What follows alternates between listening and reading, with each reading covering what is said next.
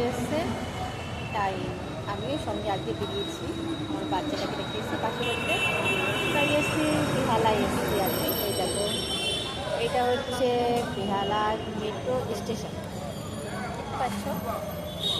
এটা হচ্ছে metro station, এখান থেকে রেল যায়। আর এটা হচ্ছে মেন রোড, বেহালা মেন রোড। আর অর্ডারটা হচ্ছে এখান থেকে নেবে, নিয়ে আমতলা যাবে।